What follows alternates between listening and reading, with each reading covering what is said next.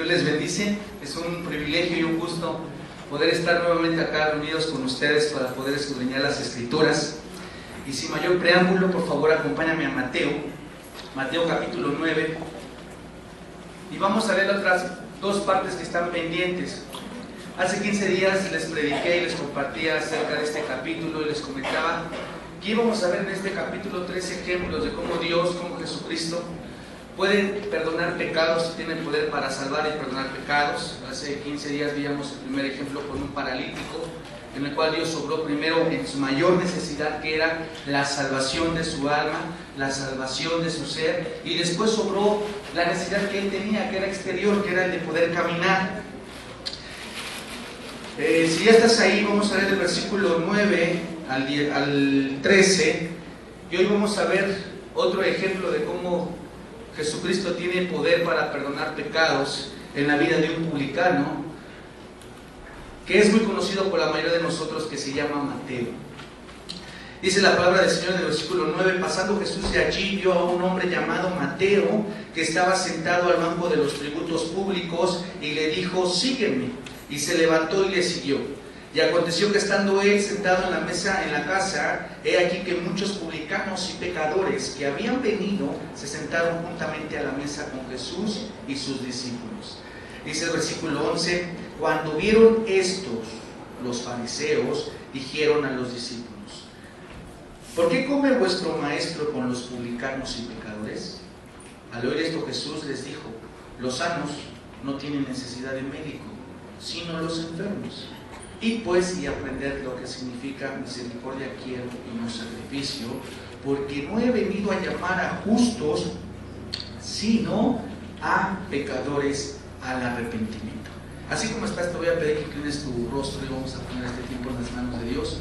Señor Jesús, te estamos dando gracias por este privilegio que nos das de poder estar reunida en tu iglesia para poder escuchar tu palabra.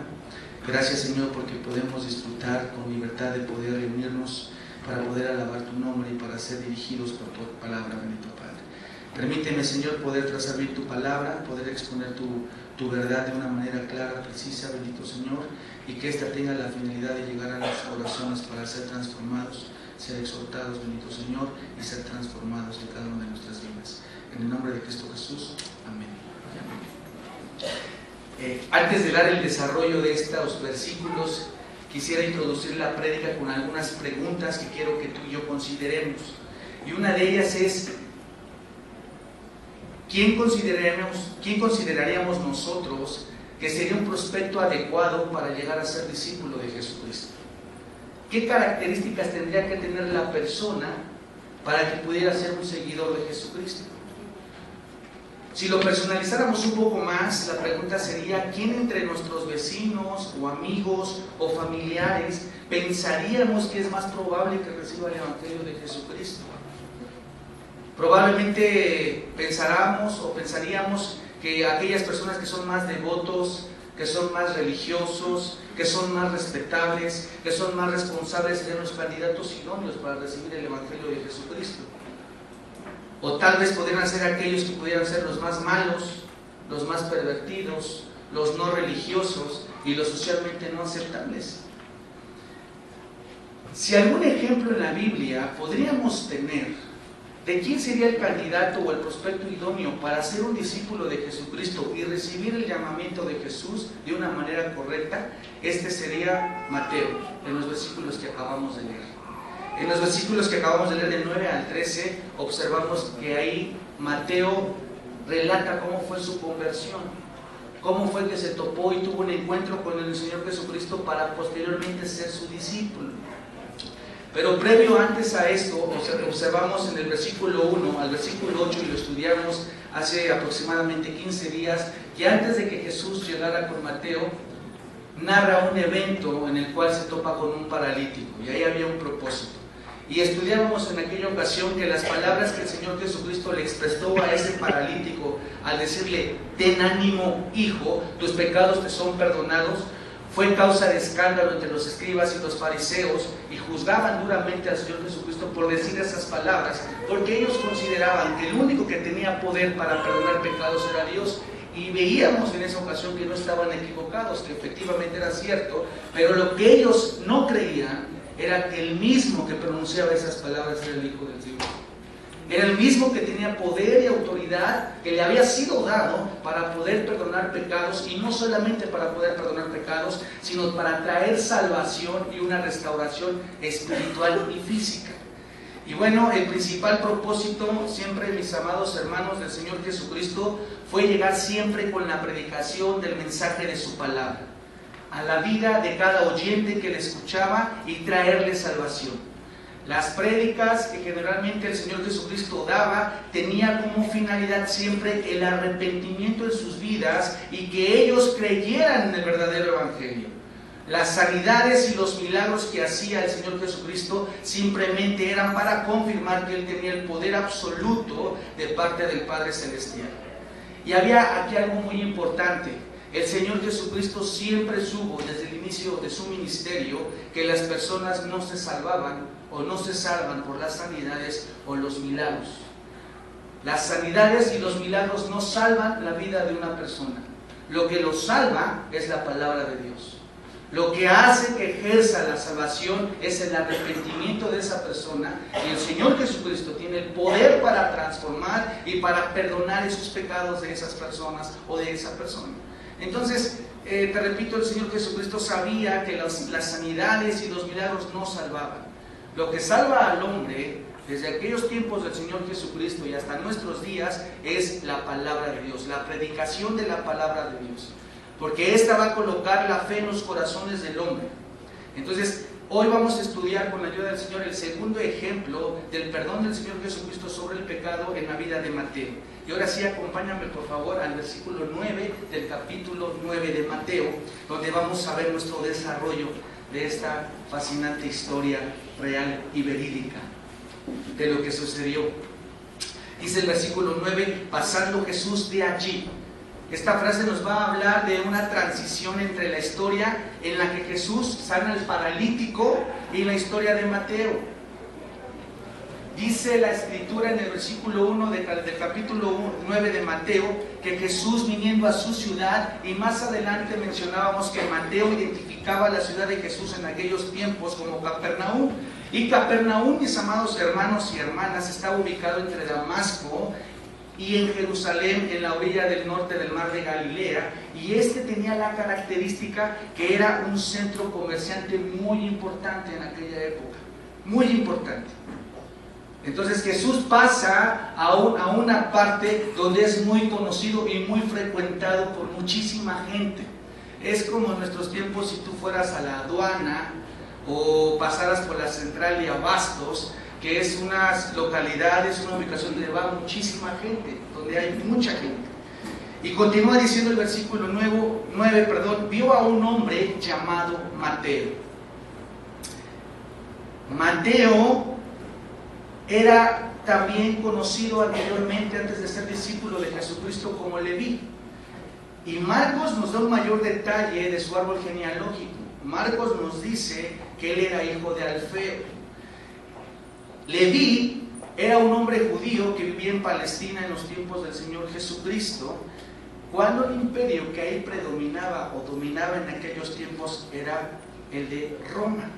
Incluso nos dice la historia, la escritura, que Mateo trabajaba para Roma, cobrando como un colaborador o un cobrador de impuestos a los ciudadanos de Palestina, es decir, a estos que eran cobradores de impuestos se les conocía como publicanos. El hecho de que Leví tuviera grandes posesiones materiales nos da como indicio que Leví tenía dinero, tenía una solvencia económica. Las condiciones de Leví eran bastante buenas porque este hombre tenía posesiones materiales, era rico. Él había comprado de Roma, se nos ha enseñado, el derecho de cobrar impuestos, y todo el dinero que cobraba además era para él. Es decir, Roma había establecido un impuesto para cada contribuyente y él iba y al cobrarles le cobraba de más, no le cobraba lo justo. Es decir, si un contribuyente, un ciudadano le debía, supongamos 1,000 pesos, decía Leví, ¿sabes qué? Tú le debes a Roma 2,500 pesos. Los otros 1.500 pesos se los quedaba a él y reportaba lo que le pertenecía al gobierno de Roma. ¿Te suena familiar con los que están en Hacienda? Es como si tú le dijeras a Hacienda, ¿sabes qué? Durante el año vendí solamente 100,000 pesos, cuando realmente tú vendiste 1,000,000 de pesos. Entonces básicamente así era el trabajo, era el oficio que Leví se dedicaba, a robar, a hurtar. Pero el hecho de que Leví tuviera grandes posesiones materiales no era suficiente para él, porque su vida estaba en medio de una gran crisis. Frecuentemente en la Biblia vamos a encontrar que se utilizan diversos nombres o distintos nombres, pero para mencionar o más bien es la misma persona quien se dirige. Como por ejemplo con Pedro, anteriormente tenía un nombre llamado Simón y le fue cambiado a Pedro. Igual con Saulo, el apóstol Pablo, anteriormente se le conocía más como Saulo antes de ser convertido, antes de ser llamado, y posteriormente se le conoció a Pablo. Igualmente pasa con Leví. Acá hay una observación, aunque la Biblia no lo dice, muy probablemente se piensa que Leví era antes una persona que llevaba una vida alejada de Dios, y que cuando llega al conocimiento de Jesucristo, cuando llega a ser discípulo de Dios, se le cambia el nombre a Mateo por la nueva vida que empieza ya a dar. Es como tu vida y mi vida. Nosotros tenemos una vida antes de Cristo y después de Cristo. A lo mejor antes de Cristo éramos adultos, borrachos, mentirosos, idólatras, rebeldes, pendencieros, y después de que llegamos al conocimiento de Cristo, fuimos otras personas o somos otras personas. Algo similar sucedió en la vida de Mateo, aunque les reitero, esto es una probabilidad, no es un hecho porque la Biblia no lo menciona de esa manera. Entonces, como les decía, el hecho de que Leví tuviera grandes posesiones materiales, él estaba en una gran crisis. Él necesitaba tener un encuentro con el Señor Jesucristo. Mateo fue el nombre que utilizó ya como discípulo de Jesucristo. Y continúa diciendo en nuestro versículo 9, que estaba sentado al banco de los tributos públicos. Esa frase de al banco de los tributos públicos se traduce como la oficina de los impuestos. Y esta oficina se nos dice que era una casa que estaba en Capernaum, ya que como les había dicho anteriormente, Capernaum era un centro comercial donde había muchas caravanas, muchos viajeros, y muy probablemente ahí Mateo podría estar actuando como un agente de aduanas, recolectando los impuestos de los barcos que salían de allí, de este lago, y que salían del territorio de Herodes. Entonces, aquí podemos observar, aunque esta frase probablemente no nos pueda decir mucho, cuando dice que ahí estaba sentado al banco de los tributos públicos, aquí podemos ver la humildad de Mateo. Él no oculta su pasado, él no se excusa de lo que antes se dedicaba, él reconoce su oficio que no era grato a los ojos de Dios, reconoce de dónde proviene, pone y plasma en este versículo, en esa frase, lo que él se dedicaba a hacer, que no glorificaba a Dios. Ahora, los recolectores de impuestos, mis amados hermanos y hermanas, en aquella época estaban entre las personas más despreciables de la sociedad. ¿Por qué? Porque eran rateros, eran tranzas. Ellos consideraban a Mateo un traidor de la patria, porque a su mismo pueblo, a su misma nación, les defraudaba, les cobraba de más. Entonces, al decir Mateo que era un publicano, era como aceptar que él era un ladrón, era como aceptar que era un matón, que era lo peor de la sociedad. Y aquí el énfasis primordial y primario es cómo Jesús tiene la gracia y el poder para perdonar los pecados, inclusive de una persona con las características de Mateo, que eran parte de lo más bajo de la sociedad, y que a ese ladrón, a esa persona que estaba en lo más bajo de la sociedad y que era la más repudiada, Dios le hace un llamamiento, o en este caso Jesucristo le hace un llamamiento. Fíjate, qué bendición el pensar que nosotros hemos sido llamados por la gracia de Dios y que no se ha basado en la vida que hemos llevado. Si el Señor Jesucristo se basara por la vida que hemos llevado, la iglesia estaría vacía. Nadie seríamos dignos de estar sentados y de ser llamados hijos de Dios. Mas sin en cambio vemos la gracia de Dios, que como Dios, a los ojos humanos, a los ojos físicos no era merecedor de ser llamado para ser un discípulo, porque probablemente si a ti te preguntara, o el Señor Jesucristo te hiciera la pregunta, a ver, ¿qué características crees tú que tiene que tener un seguidor mío, un siervo mío? ¿Qué le podrías tú decir al Señor Jesucristo? Probablemente una persona que esté bien preparada, probablemente una persona que sea irreprensible, probablemente una persona que tenga conocimiento de las Escrituras, que provenga de una familia de buen nombre, no sé. A los ojos de nosotros, probablemente los requisitos que pudiéramos poner para que una persona fuera un discípulo de Cristo tendría un estándar alto probablemente. Pero a los ojos del Señor Jesucristo no. En pocas palabras, aunque aparentemente y externamente se cobraba muy bien, su condición espiritual de Mateo era crítica. Era un hombre sin paz en su corazón. Mateo estaba urgido de tener un cambio. Necesitaba algo más que dinero. Necesitaba algo más que viajes, que una posesión, que un renombre en el mundo. Necesitaba algo mucho más que el mundo le estaba dando y le podría ofrecer. En Mateo existía un gran vacío en su corazón. Mateo convivía con hombres que eran de su misma clase, que eran despreciados, que eran criticados, que eran juzgados, que eran menospreciados. ¿Te ha tocado a ti que hayas sido despreciado por tu propia familia? ¿Que hayas sido criticado por tu propia familia?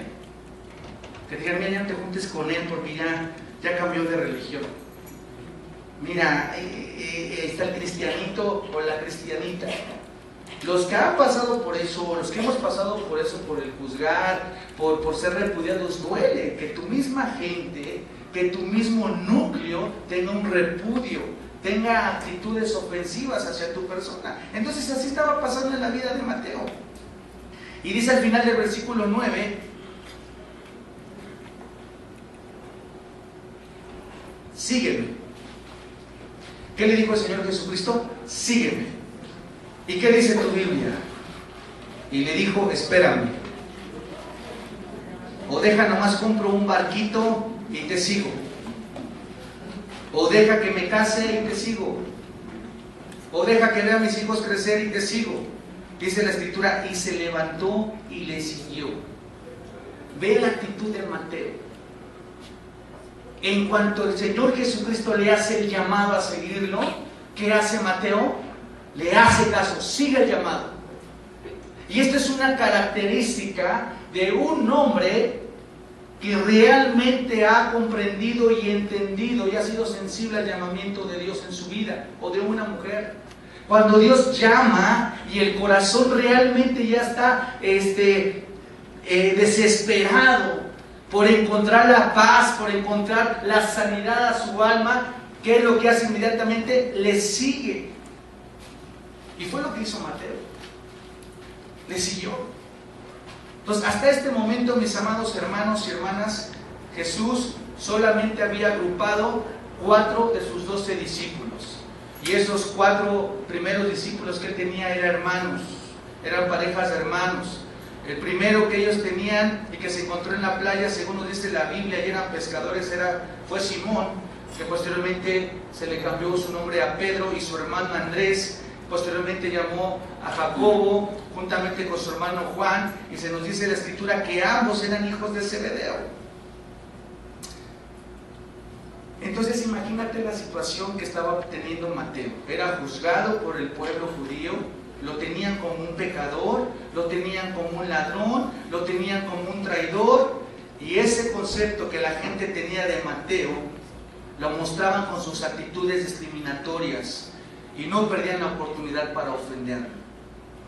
Probablemente Mateo llegaba a pensar de sí mismo que debía de estar aislado de los demás y que el Señor Jesucristo, si alguna vez probablemente muy remoto tuviera que tener un encuentro con él, ni lo tomaría en cuenta, siendo que él era un ratero, siendo que él era un pecador, siendo que él era una persona no grata. Probablemente podría tener hasta incluso prejuicios si el Señor Jesucristo lo hubiera llamado. Porque al final de cuentas, mis amados hermanos y hermanas, ¿quién era Mateo para merecer que el Creador del universo, del cielo y de la tierra, lo llamara a seguir? Y el llamamiento del Señor Jesucristo fue un llamado a la conversión genuina. Acá hay algo muy interesante. Mateo no pide seguir a Jesús. Él no lo solicitó. Porque ser llamado por el Señor Jesús